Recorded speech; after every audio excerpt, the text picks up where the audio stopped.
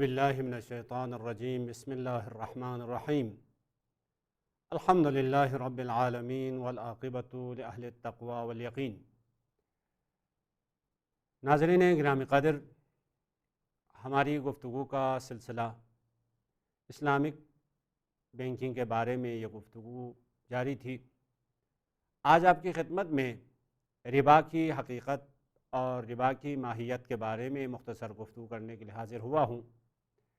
جیسا کہ ہم نے پہلے کہا، غیر اسلامی بینکنگ نظام میں معمولاً ایک ہی قرارداد اور ایک ہی عقد اور ایک ہی ایگریمنٹ بینک اور لوگوں کے درمیان ہوتی ہے، وہ قرض ہے، اور وہ بھی قرض زیادہ کی شرط کے ساتھ، یعنی سود کی شرط کے ساتھ، لذا وہ ربا اور سود اور حرام ہو جاتا ہے۔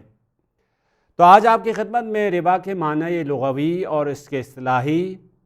اور ربا کی کتنی اقسام ہے اس کے بارے میں مختصر گفتگو کریں گے۔ عربی زبان میں لفظ ربا کا معنی کسی چیز کے بارے میں، کسی چیز کا رشد، بڑھنا، زیادہ کرنا، اس کے معنی میں استعمال ہوتا ہے، اور اصطلاح میں یعنی فقہ میں ربا قرض کے عقد میں، یعنی دو کے درمیان جو ایگریمنٹ اور عقد اور قرارداد ہوتی ہے، اس قرارداد میں اضافے کی شرط ہو تو اس کو ربا کہا جاتا ہے، یا معاملہ میں دو ہم جنس چیزوں کا آپس میں تبادلہ ہو زیادہ کے ساتھ تو اس کو ربا کہا جاتا ہے۔ لذا ربا کی دو قسمیں بنتی ہے، ربا یہ معاملی اور ربا یہ قرضی۔ ربا یہ معاملی یعنی لین دین اور معاملات میں بھی ربا ہو سکتا ہے، اور دوسری قسم ہے قرض میں ربا اور سود ہو۔ بس ربا کی دو قسمیں ہو گئی، سود قرض میں بھی ہو سکتا ہے، معاملے میں بھی ہو سکتا ہے۔ قرض میں مزید اس کی دو قسمیں بنتی ہے، عقد قرض یعنی خود ایگریمنٹ میں ربا اور سود کی شرط ہو، یہ ایک طریقہ ہے۔ دوسرا طریقہ یہ ہے، خود قرض دیتے وقت، قرض لیتے وقت سود کی شرط نہیں لگائی ہے ہم نے، لیکن اس قرض کی مدت ہے، مہلت ہے، مہلت ختم ہونے کے بعد مقروض قرض ادا نہیں کر سکتا ہے، تو مزید مہلت تمدید کرتے وقت، یعنی مزید اس کو فرصت دینے کے لیے اضافے کی شرط لگائے، ربا کی شرط لگائے، سود کی شرط لگائے، تو یہ بھی ربا ہو سکتا ہے۔ اس کو ربائے جاہلی کہا جاتا ہے۔ حقیقت میں دیکھیں تو وہی ربا کی دو قسمیں ہیں، ربائے قرضی ہے اور ربائے معاملی ہے۔ ربائے معاملی سے مراد یعنی دو چیزوں کا آپس میں تبادلہ کرتے وقت، ہم جنس چیزوں کا آپس میں تبادلہ کرتے وقت زیادہ کے ساتھ آپ آپس میں تبادلہ کریں۔ مثلا گندم کو گندم کے ساتھ تبادلہ کرتے وقت، آٹے کو آٹے کے ساتھ تبادلہ کرتے وقت، چاول کو چاول کے ساتھ تبادلہ کرتے وقت آپ اضافے کے ساتھ تبادلہ کریں۔ مثلا فرض کر لیں ایران کا جو چاول ہے 10 کلو اور پاکستان کا جو چاول ہے اس کا 9 کلو آپ آپس میں تبادلہ کریں۔ میرے پاس 10 کلو ایرانی چاول ہے، آپ کے پاس 9 کلو پاکستانی چاول ہے، ان کو آپس میں تبادلہ کریں گے، یہ 9 کلو اور 10 کلو کو آپس میں تبادلہ کریں گے، تو یہاں پہ اس کو ربا اور سود کہا جاتا ہے، ربا یہ معاملی ہے اور حرام ہے۔ اور اسی طرح گندم ہے، مثلا گندم کے مختلف نام ہیں، اب آپ ایک قسم کے گندم 9 کلو کے گندم کو 10 کلو کے ساتھ تبادلہ کریں گے تو اس صورت میں اس کو ربا اور سود کہا جاتا ہے اور حرام ہے۔ یہاں پہ ایک نقطہ یہ ہے کہ ہمیں کہاں سے معلوم ہوگا کہ یہ دونوں ایک جنس کے ہیں یا نہیں ہیں، تو اس کا معیار اور ملاک یہ ہے کہ ان دونوں چیز پہ، یعنی جن چیزوں کو ہم آپس میں تبادلہ کرتے ہیں، نام مشترک ہے یا نہیں۔ ٹھیک ہے خود گندم کے انواع و اقسام ہو سکتی ہے لیکن سب کو ہم گندم کہتے ہیں، چاول کے انواع و اقسام ہو سکتی ہے لیکن ہم سب کو چاول کہتے ہیں، اور اسی طرح مثلا سونے کے بھی انواع و اقسام ہو سکتی ہے لیکن سب کو ہم سونا کہتے ہیں۔ تو ان کو آپ آپس میں تبادلہ کریں گے زیادے کے ساتھ تو یہاں پہ ربا لازم آئے گا اور حرام ہوگا وہ زیادہ جس طرف سے ہم لے رہے ہیں اس زیادے کا ہم مالک نہیں بنیں گے۔ منتہا اس میں وہی پہلی شرط کہیں، پہلی شرط یہ ہے جنس ایک ہو، جنس ایک سے مراد یعنی نام دونوں کا ایک ہو، اگرچہ ممکن ہے خصوصیات میں صفات میں مختلف ہو، مثلا ایک گندم سفید قسم کی ہو دوسرے گندم زیادہ سفید قسم کی نہ ہو، یہ ہو سکتا ہے، بازار میں قیمت میں فرق بھی ہو، یہ بھی ہو سکتا ہے، لیکن نام دونوں کا ایک ہے تو آپ زیادے کے ساتھ آپس میں تبادلہ کریں گے تو اس صورت میں وہ ربا لازم آئے گا اور حرام ہوگا۔ بس پہلی شرط اتحاد در جنس، اتحاد در جنس سے مراد یعنی نام دونوں کا ایک ہو۔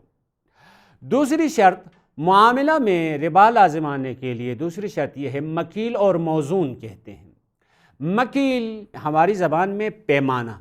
موزون یعنی وزن، یعنی یہ دو چیزیں آپس میں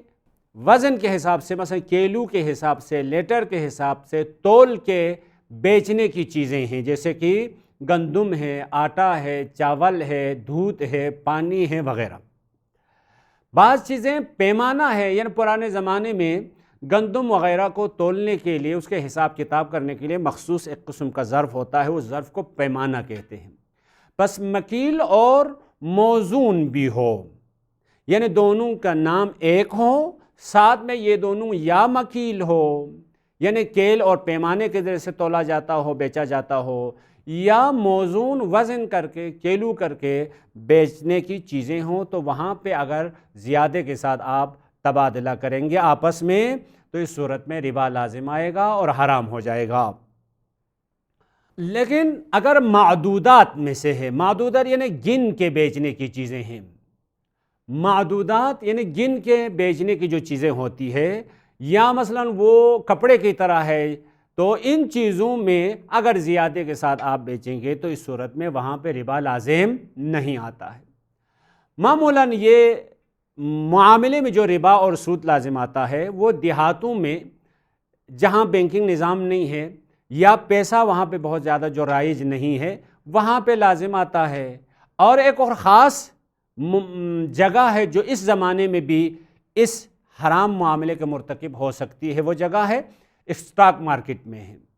اب اسٹاک مارکیٹ میں آپ بہت ساری چیزیں لا کر رکھتے ہیں اور چیزوں کو آپس میں تبادلہ کرتے ہیں، مثلا لوہے کو آپس میں ایک اور قسم کے لوہے کے ساتھ آپ تبادلہ کریں۔ اب لوہا وزنی چیزیں ہیں یعنی وزن کر کے بیچنے کی چیز ہے،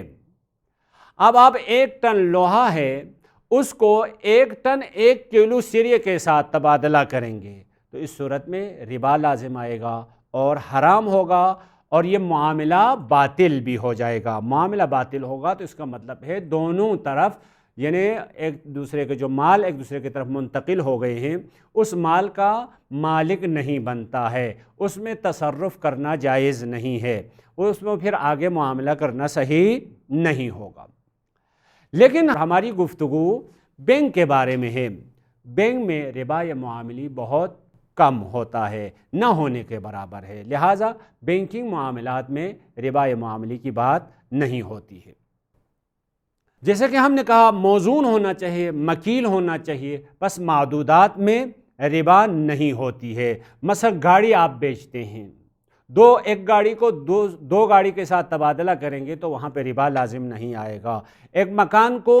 2 مکان کے ساتھ آپ تبادلہ کریں گے تو وہاں پہ ربا لازم نہیں آئے گا۔ کپڑے کو مثلا 1 تھان کپڑے کو 2 تھان کپڑے کے ساتھ آپ تبادلہ کریں گے تو وہاں پہ ربا لازم نہیں آئے گا۔ اسی طرح فقہا کا فرمانا یہ ہے کہ پیسہ وغیرہ میں پیسے کو آپس میں آپ تبادلہ کریں گے تو وہاں پہ بھی ربا لازم نہیں آتا ہے۔ مثلا آپ 1000 تومان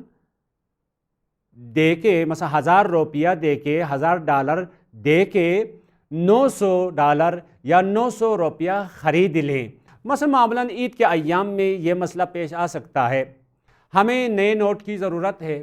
تو ہم 1000 روپیہ دیتے ہیں، 900 روپیہ لیتے ہیں، تو یہاں پہ ربا لازم نہیں آتا ہے کیونکہ معدودات میں سے ہے اور اس میں کوئی مشکل نہیں ہے۔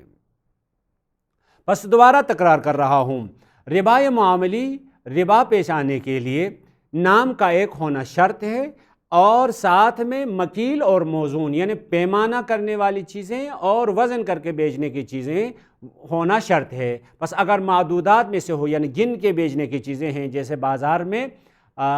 انڈا بیچتے ہیں تو وہاں پہ گن کے بیچتے ہیں، کیلا بیچتے ہیں تو وہاں گن کے بیچتے ہیں، جیسا کہ